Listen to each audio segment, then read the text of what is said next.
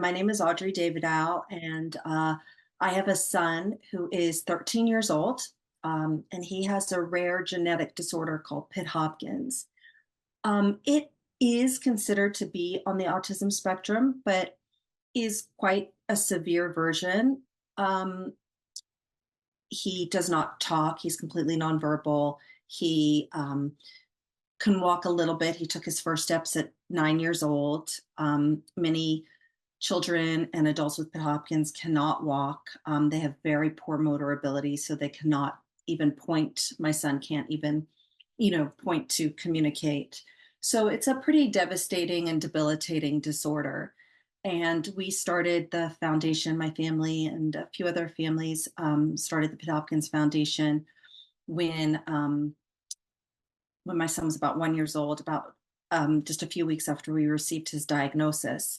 And the goal of our foundation is to find treatments and hopefully an eventual cure for Pitt-Hopkins. And we funded a lot of research over the years, over $7 million worth. But the research that has been most promising has been what we have done with Jim Adams at ASU. Um, in addition to the debilitating symptoms of not being able to talk or have motor function, what is really most debilitating for our kids with Pitt-Hopkins and what lands them in the hospital, number one reason they will land in the hospital, and also the number one cause of death in our children is gut issues. Um, Severe and debilitating. This isn't your average, like, oh, I have a tummy ache because I have constipation, kind of debilitating. This is screaming and pain, writhing in pain. Um, and of course, as probably many of the autism parents out there know, the more pain you're in, the more behaviors exacerbate.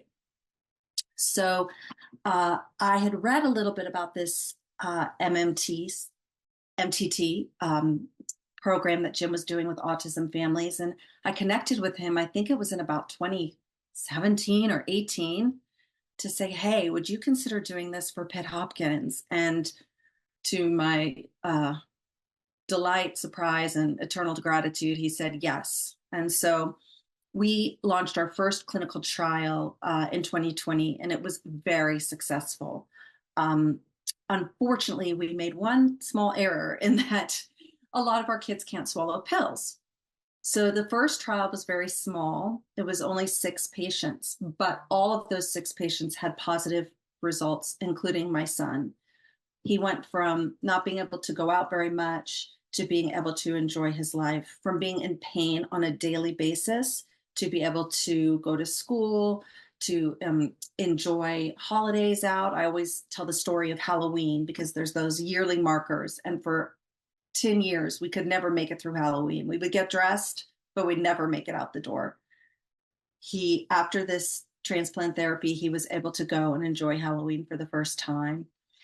It really diminished the pain he was in. And that was huge for me because, as horrible as it is to learn the diagnosis that your child may not walk and will not talk, to see your child in pain is the worst thing of all.